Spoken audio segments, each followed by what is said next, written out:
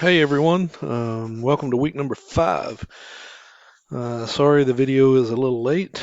I had to uninstall this application or this program I use to record these videos and reinstall it. I tried to do some sort of update and it didn't work, and then it was kind of like partially working. So I just removed it and rebooted and added it back, and it appears to be working okay now. So, welcome to week 5. This week we're going to talk about. Before I get into week 5, week 4, I'll try to get graded and back to you by around midweek. I know there was lots of work there, so I appreciate all of you that has gotten everything in, and be looking for that feedback. So, again, welcome to week 5. What we're going to talk about in week 5 is what people call controlling. And it's delivering on your KPIs. Now that you've developed your strategic question and you developed your KPI, and also please go back and read some of the comments that I put into the grading rubric, and then also the general overall comments in week 3. When you develop your KPIs, you want them to be very, very specific. And let's just make it very simple here. So let's say my KPI is I want to drink one Coke Zero. I'm not promoting Coke Zero, but I want to drink one Coke Zero per day. Then that would be my KPI. You know, I don't want to drink any other sodas. I don't want to drink any water, any coffee. I want to drink one KPI or one Coke Zero per day. That would be my KPI. And what I would do is I would measure that KPI. I would create a business balance scorecard, and I would say, okay, how many Coke Zeros did I drink on Monday? And I would track that, and I would report that back. Some businesses track daily. For my business, we track KPIs weekly, and we have a meeting every Monday morning, a dashboard meeting every Monday morning on KPIs. Some businesses track monthly, some quarterly, some annually. It's really whatever you want to do. I think weekly is a good one. Daily is a good for like manufacturing environments. Sometimes you might even want to look at it on a shift by shift basis, especially when you get into, trying to watch quality type indicators and that sort of thing. So that's what this week's about. It's about controlling those KPIs and also ensuring you get the outcome that you're looking for. And what do I mean by that? So some of you said, I want to track, gross profit margin or EBITDA or income in your KPIs. That's great. Well, let me throw a different curveball at you. I've known some very profitable companies. Let me give you some example. Apple, General Motors, GMAC Bank, which is now known as Ally Financial, Chrysler, Marvel Entertainment, Six Flags, Texaco, Sbarro, as recently, I think Remington Arms as well. So what do all these companies have in common?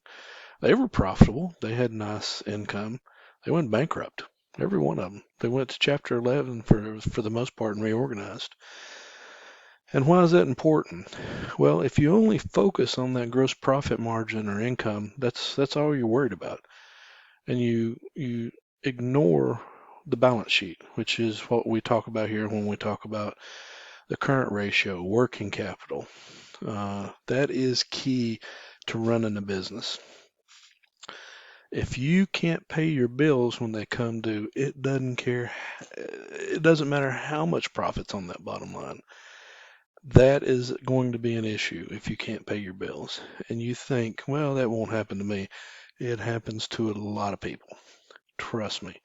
If you're highly leveraged and something goes wrong, so you can be selling, you can be manufacturing cosmetics, for example, or clothing, selling to J.C. Penney and Neiman Marcus all day long. Guess what happens when they go bankrupt?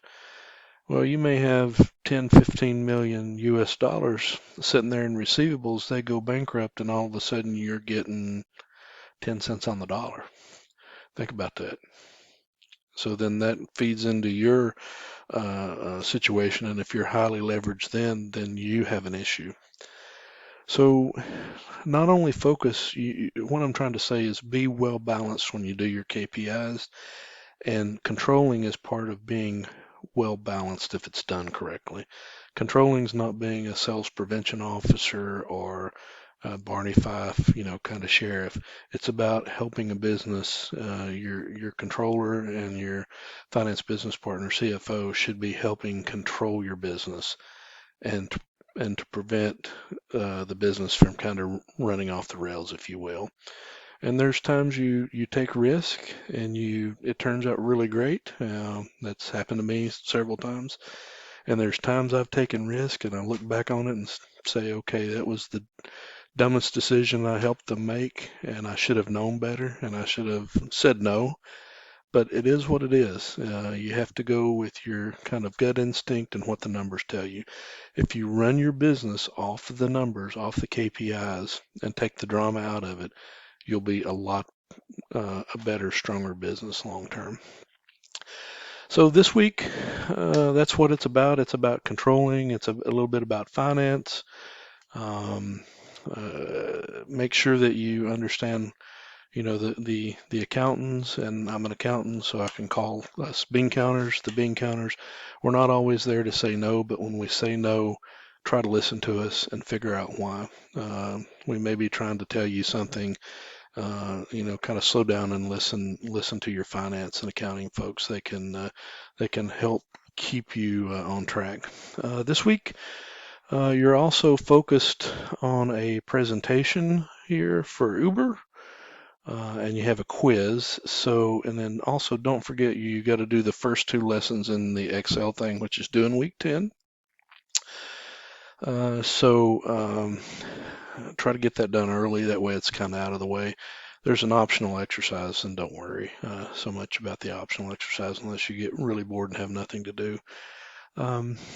The presentation on Uber. Let me give you 2 minutes, and then I will cut this off.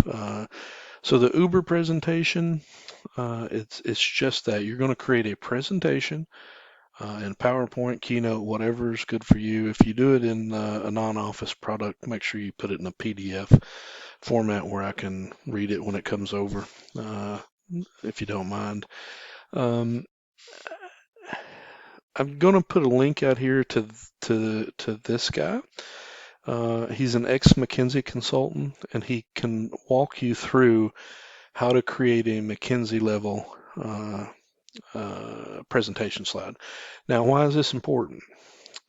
This presentation from Uber is an elevator pitch. You're going to take some data from Uber, make some analysis from it, and you're going to make a conclusion and recommendation. You're going to do it in a very limited number of slides. So I don't want a whole bunch of words. It's got to be the right number of words, charts, graphs, maybe some information from the Uber slide if you need it, but that can't be the only thing in there. But when you say elevator pitch, this is the perfect example of an elevator pitch. You're given a task and you've got just a few minutes and a few slides to convey it. Trust me, do not wait until Sunday night at 8 o'clock to get started on this. These slides will probably take you longer than some of your written papers because you really need to get your concepts organized and well laid out, and then you can do your slides. Don't just sit down and try to hammer out a slide. It's not going to benefit you. You need to come back and read what the requirements are and the rubric. You need to decide this is what I'm going to tell. This is what I want to tell my management team about Uber, and then you need to boil that down into 5 to 7 slides only, right? And also do me a favor, put a cover slide on it and put a reference sheet on it. Now, I will not count that as part of the 5 to 7 slides. Now, I've seen this done in I think 4 slides is as least I've seen it done, and I've seen people do it in 20 slides. Please keep it 5 to 7 slides. Keep it very high level, just like you were walking into a boardroom and you were going to give a presentation. And they said, we're glad you're here, but just leave your slide deck and we'll send you an answer when you come back. Write it in such a way someone can pick it up and make a clear decision from it off what you're saying. So it can't be too wordy and it can't be too underwordy, if you will. So it's a good balance. Don't forget the grading rubric. That's what I use to grade your items from. If you have any questions, sorry this was a little longer than I anticipated, feel free to reach out and let me know. Otherwise, I hope you have a great rest of your week. And it's good to be at the midpoint. We'll be in week 10 before you know it. I wish you guys a great week. Ciao. Bye-bye.